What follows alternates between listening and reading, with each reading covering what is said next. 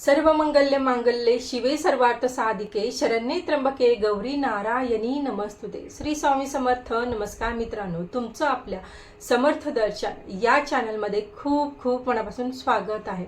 बघा, वर्षातून एकूण 4 नवरात्री असतात। एक शारदीय नवरात्री, एक चैत्र नवरात्री आणि 2 गुप्त नवरात्री असतात। आपल्या कुलदेवीची, आपल्या कुलदेवांची सेवा आपल्या घरामध्ये होणं खूप गरजेचं असतं, खूप महत्त्वाचं असतं। सर्वप्रथम आपले पितृ येतात, त्यानंतर आपले कुलदेव येतात आणि त्यानंतर येतात आपले इष्टदेव। बघा, आपण पितरांची सेवा करत नसू, कुलदेवींची सेवा होत नसेल आपल्या घरामध्ये, तर आपल्याला प्रत्येक गोष्टीमध्ये अडथळे येत असतात। मुलांचे लग्न लवकर जमत नाहीत, संतान प्राप्ती होत नसते मुलांना, घरामध्ये नेहमी भांडणं कटकटी होत असतात। त्याचबरोबर बघा, तुम्ही कोणतंही छोटं काम जरी हातात घेतला असाल तर त्यामध्ये सुद्धा तुम्हाला भरपूर प्रमाणात अडथळे येत असतात, कारण आपण व्यवस्थित आपल्या कुलदेवीची, आपल्या पितरांची सेवा करत नसतो। त्यामुळे बघा, आपण या ज्या नवरात्री आहेत, शारदीय नवरात्री आहे, चैत्र नवरात्री आहेत, या काळामध्ये आपण व्यवस्थित पद्धतीने आपल्या कुलदेवीचा कुळाचार हा केलाच पाहिजे। बघा, शारदीय नवरात्रीला तर सगळीकडे जल्लोषाचं वातावरण असतं, प्रत्येक घरामध्ये घटस्थापना असते, देवींची भरपूर प्रमाणात सेवा केली जात असते। पण चैत्र नवरात्रीला तसं घडत नाही। बऱ्याच कमी ठिकाणी ते घरामध्ये घटस्थापना करतात, देवीची सेवा करणं, ओटी भरणं अशा गोष्टी करत असतो। तर बघा, बऱ्याच जणांना माहिती सुद्धा नसतं की चैत्र नवरात्री सुद्धा असते। तर चैत्र नवरात्रीमध्ये आपल्याला ज्या गोष्टी आपण करणं महत्त्वाच्या असतात त्या गोष्टी आपण चैत्र पौर्णिमेला करू शकतो। तर चैत्र पौर्णिमा आहे 2 एप्रिल 2026। इथे सुद्धा बऱ्याच जणांचं कन्फ्युजन आहे की पौर्णिमा 1 तारखेला आहे की 2 तारखेला आपण सेवा केल्या पाहिजेत। म्हणजे चैत्र पौर्णिमा या दिवशी आपल्याला कुळाचार कसा करायचा आहे, कुलदेवीची आपल्याला कोणती सेवा करायची आहे, याबद्दलची संपूर्ण माहिती आपण आजच्या व्हिडिओमध्ये घेणार आहोत। चला तर मग आजच्या व्हिडिओला सुरुवात करूया। बघा, यंदाची चैत्र पौर्णिमा आहे तर ती 1 तारखेला सकाळी 7:06 स्टार्ट होत आहे आणि ती 2 तारखेला सकाळी 7:41 पर्यंत आहे। तर मेन म्हणजे आता बघा, जी हनुमान जयंती आहे ती सुद्धा 2 तारखेला साजरी होणार आहे। जरी ती सकाळी संपत असली तरी ती 2 तारखेला साजरी होणार आहे, कारण तिथे सूर्योदय बघत असतो, तर तो दिवस महत्त्वाचा मानला जातो। बघा, चैत्र पौर्णिमा तो 1 तारखेला सकाळी 7:06 स्टार्ट होणार आहे। तर कुलदेवीचा आचार असतो, तर तुम्ही तो कुळाचार 1 तारखेला सुद्धा तुम्ही करू शकतात। पण तुम्हाला पौर्णिमेचा उपवास जर करायचा असेल तर तो तुम्ही 2 तारखेचाच पौर्णिमेचा उपवास करायचा आहे। कारण बरेच लोक पौर्णिमेचा उपवास करतात, तर त्यांनी 2 तारखेला करावं। आता बऱ्याच जणांचं इथं कन्फ्युजन दूर झालेलं असेल की बघा, बरेच जण सत्यनारायणाची सुद्धा सेवा प्रत्येक पौर्णिमेला करत असतात महिन्याचा। तर त्यांनी सत्यनारायण अगदी 1 तारखेच्या 7:41 पासून 2 तारखेच्या 7:41 पर्यंत सत्यनारायण करू शकतात। पण विशेष सत्यनारायण करण्याची जी वेळ आहे तर ती आहे प्रदोष काळ। तर तुम्ही 1 तारखेच्या संध्याकाळी सत्यनारायणची पूजा ही आपल्याला करायची आहे। प्रत्येक महिन्याला तुम्ही सत्यनारायणची पूजा करून बघा, तुमच्या घरामध्ये सुख, शांती, समृद्धी नांदेल, तुमच्या खूप भरभराट होईल, तुमच्या घरामध्ये लक्ष्मी ही स्थिर स्वरूपामध्ये राहील, कधीच धनधान्यांची कमी तुमच्या घरामध्ये भासणार नाही। म्हणजे असं नाही की तुम्ही पौर्णिमेला सत्यनारायण घातलात आणि तुम्हाला भरपूर प्रमाणात पैसे भेटतील, तर असं होणार नाही। तर हळूहळू तुम्हाला अनुभव येतील। म्हणजे आता वर्षभरामध्ये तुम्ही आता 12 पौर्णिमा येतात, तर 12 पौर्णिमा तुम्ही प्रत्येक महिन्याच्या पौर्णिमेला जर सत्यनारायणाची सेवा केली तर तुम्हाला नक्कीच खूप छान अनुभव येईल। तर जे करत नसतील तर त्यांनी ही सेवा आता चैत्र पौर्णिमेपासून ह्या सेवेला ते सुरुवात करू शकतात। आता येतो प्रश्न, आपल्या देवीचा कुळाचार कसा करायचा। जसं आपण शारदीय नवरात्रीमध्ये बऱ्याच गोष्टी करतो, जसं कन्यापूजन आहे, श्वासनी जेवू घालणं आहे, आपल्या देवीची ओटी भरणं आहे, मूळ पीठावरती जाऊन देवीचं दर्शन घेणं आहे, तिथे मूळपीठावरती जाऊन ओठी भरणं आहे, अशा बऱ्याच गोष्टी आपण करतो, उपवास करतो। त्याच पद्धतीने आपल्याला या एका दिवसामध्ये आपल्याला ज्या ज्या गोष्टी जमतील चैत्र पौर्णिमेला त्या दिवशी आपल्याला करायच्या आहेत। तर बघा, बऱ्याच जणांनी आता हे चैत्र नवरात्री जेव्हा स्टार्ट झाली होती त्यांनी बऱ्याच जणांनी बऱ्याच सेवा सुद्धा केलेल्या आहेत, सगळा कुळाचार सुद्धा त्यांनी केलेला आहे। पण आपल्याला काही कारणामुळे जमलं नाही किंवा आपल्याला एखाद्यांना माहिती नसेल तर त्यांनी या दिवशी जरूर आपल्या कुलदेवीचा कुळाचार हा केलाच पाहिजे। बघा, 1 तारखेला सुद्धा तुम्ही कुळाचार करू शकता। तर 14 पूर्णाचे दिवे बनवून आपण देवीची आरती करत असतो, ती आपण करायला हवी। म्हणजे बऱ्याच ठिकाणी असं करतात की ते 14 दिवे बनवले जातात आणि त्यामध्ये तुपाच्या फुलवाती घातल्या जातात आणि आपण आपल्या देवीची आरती करत असतो। तर बऱ्याच ठिकाणी काय होतं, पुरण असतं, पूर्णाने असा चंद्रकोर बनवला जातो, चंद्राकार, आणि त्यामध्ये छोटे छोटे होल्स बनवले जातात आणि त्यामध्ये फुलवाती ठेवल्या जातात आणि त्या प्रज्वलित करून आपण आपल्या देवीची आरती करत असतो। आपल्याकडे जशी पद्धत आहे ती पद्धत तुम्ही फॉलो करा आरती करण्यासाठी। आपल्या देवीची ओटी भरा। तर जसं शारदीय नवरात्रीमध्ये आपण देवीची ओटी भरतो त्याच पद्धतीने भरायची आहे। आणि समजा तुम्हाला मूळपीठावरती जाणं शक्य असेल तर तुम्ही मूळपीठावरती जा, तिथे देवीचा मान सन्मान करा आणि देवीची ओटी भरून या।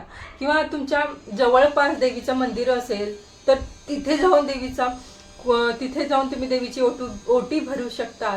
किंवा बघा, तुम्ही घरामध्ये जरी देवीची ओटी भरलात तरी चालेल। दिवशी आपल्याला खास सेवा करायच्या आहेत।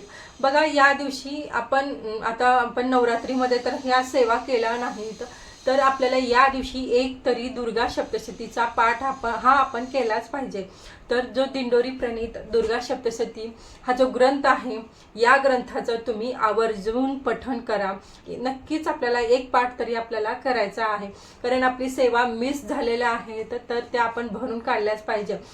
तुमची कुलदेवी कोणतीही असू द्या, तुम्ही दिंडोरी प्रणीत दुर्गा सप्तशती या ग्रंथाचं पठण केलात तरी चालतं। तुमची सेवा ही तुमच्या कुलदेवीपर्यंत पोहोचत असते। याच्यामध्ये एकूण 14 अध्याय आहेत, त्यामध्ये प्रार्थना दिलेली आहे, म्हणजेच ते स्वामी स्तवन आहे। त्यानंतर आपल्याला 1 माळ श्री स्वामी समर्थ या मंत्राचा जप करायचा आहे। एक माळ नवार्णव स्तोत्र याचा जप करायचा आहे। नवार्णव स्तोत्र म्हणजे ओम ऐं ह्रीं क्लीं चामुंडाय विचे, ओम ऐं ह्रीं क्लीं चामुंडाय विचे। त्यानंतर बघा, अवतरणिकापासून आपल्याला स्टार्ट करायचं आहे। इथून स्टार्ट केला तर पुढे देव्या कवच सगळ्या गोष्टी यातल्या आपल्याला वाचायच्या आहेत आणि लास्टपर्यंत देव्या प्रक्षमा स्तोत्र इथेपर्यंत आपल्याला हा ग्रंथ वाचायचा आहे। एवढं जेव्हा तुमची सेवा होईल तेव्हा तुमचा हा दुर्गा सप्तशतीचा एक पाठ कंप्लीट होतो। समजा तुम्हाला त्या दिवशी काही वेळ भेटला नाही किंवा काहीतरी कारणामुळे तुम्हाला दुर्गा सप्तशतीचा पाठ करता आला नाही तर त्यांनी काय करायचं, तर त्यांनी बघा, जे सिद्धकुंजिका स्तोत्र आहे, आता हे स्वामी महाराजांचं नित्यसेवा हे नित्यसेवेचं हे ग्रंथ आहे। यामध्ये सर्व प्रकारचे स्तोत्र आहेत, मंत्र आहेत। यामध्ये आपल्याला पेज नंबर 143 वरती सिद्धकुंजिका स्तोत्रम हे दिलेलं आहे। सिद्धकुंजिका स्तोत्रम हे फक्त बघा खूप छोटं आहे, इथून स्टार्ट होतं, त्यानंतर हे एक पेज आहे आणि इथपर्यंत हे सिद्धकुंजिका स्तोत्र आहे। ह्या सिद्धकुंजिका स्तोत्र जे आहे तर जे तुम्ही 11 वेळेस याचं पठण केलं तर तुम्हाला दुर्गा सप्तशतीचा पाठ केल्याचं फळ भेटतं। तर मी तर म्हणेन की तुम्हाला वेळ असेल तर तुम्ही नक्कीच दुर्गा सप्तशतीचा पाठ करावा। समजा तुमचं म्हणजे तुम्हाला शक्यच नाही म्हणजे वाचणं, तर त्यावेळेस तुम्ही हा ग्रंथ म्हणजे हे जे स्तोत्र आहे सिद्धकुंजिका स्तोत्र पेज नंबर 143 वरती आहे, या स्तोत्राचं तुम्ही पठण करू शकतात 11 वेळेस। अशा पद्धतीने आपल्याला सेवा करायची आहे। बघा, म्हणजे दुर्गा सप्तशतीचा पाठ करताना आपल्याला व्यवस्थित पारंपरिक पोशाख घालायचा आहे। तुम्ही ड्रेस सुद्धा घालू शकतात, काही प्रॉब्लेम नाही, पण डोक्यावरती आपल्याला दुपट्टा जो असतो तो दुपट्टा डोक्यावरती घ्यायचा आहे। हातामध्ये काचेच्या बांगड्या घालायच्या आहेत, गळ्यात मंगळसूत्र, कपाळावरती टिकली, कपाळावरती कुंकू, त्याचबरोबर जोडवी, आपल्या सौभाग्याचे जे अलंकार असतात ते सगळे आपण घालायला हवेत। त्याचबरोबर बघा, केस मोकळे सोडून आपल्याला हा ग्रंथ वाचायचा नाही, काळ्या रंगाचे कपडे घालून आपल्याला हा ग्रंथ वाचायचा नाही, आसनावरती बसायचं, दिवा प्रज्वलित करायचं आणि या ग्रंथाला वाचायला सुरुवात करायची. बघा, या दिवशी तुम्ही देवीसाठी खास नैवेद्य सुद्धा बनवू शकतात. अगदी पुरणपोळीचा स्वयंपाक बनवा, किंवा खीर सुद्धा बनवू शकतात, कारण देवीला पुरी, खीर अशा गोष्टी सुद्धा प्रिय आहेत, त्या तुम्ही बनवू शकतात. एखादी जरी कन्यापूजन केलं किंवा एखादे जरी एक सुवासिनी आणि कन्यापूजन जरी तुम्ही केलं आणि त्यांना घरी जेवायला घातलं तरी खूप चालेल. दिवशी जेवढे तुम्हाला कुलदेवीची सेवा करता येईल तेवढी करण्याचा प्रयत्न करा. सर्व प्रकारच्या कुळाच्या करण्याचा प्रयत्न करा. आपण आपल्या आईची थोडी जरी सेवा केली तर आपली आई लगेच खुश होत असते आणि आपल्या आईचा आशीर्वाद हा कायम आपल्यावर सोबत राहत असतो. पण बऱ्याच ठिकाणी, बऱ्याच घरांमध्ये आपल्या मेन कुलदेवांचा हा कुळाचार होत नसतो, त्यांची सेवा होत नसते. त्यामुळे त्यांना खरंच खूप गंभीर समस्यांना नेहमी सामोरं जावं लागत असतं. त्यांच्या घरामध्ये शांतता नसते, सुख नसतं. बघा, तुम्ही अशा वाईट प्रसंगातून जात असाल तर तुम्ही चेक करा की खरंच तुम्ही तुमच्या कुलदेवीची व्यवस्थितपणे सेवा करताय का, तुमच्या पितरांची सेवा करताय का.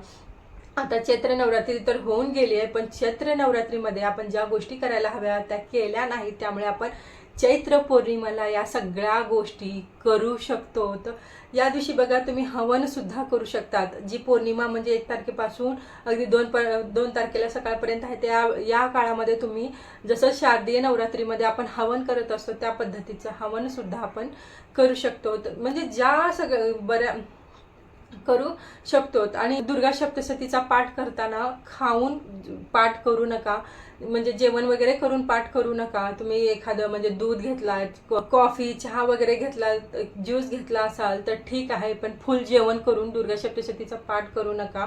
तिची सेवा केला तर तुमच्या घरावर कायम एक संरक्षण कवच असल्याचं तुम्हाला भासेल आणि ते संरक्षण कवच असतंच. हा व्हिडिओ तुम्हाला थोडासा जरी महत्त्वाचा वाटला असेल तर व्हिडिओला लाईक करा, शेअर करा आणि जे कोणी या चॅनलवरती नवीन आहे तर त्यांनी चॅनलला सबस्क्राईब करायला विसरू नका. चला तर मग परत भेटूया एका नवीन टॉपिक सोबत, नवीन व्हिडिओमध्ये. तोपर्यंत सर्वांनी सेवा करत राहा, आनंदी राहा आणि म्हणत राहा अवधूत चिंतन. श्री गुरुदेव दत्त, श्री स्वामी समर्थ महाराज की जय. धन्यवाद.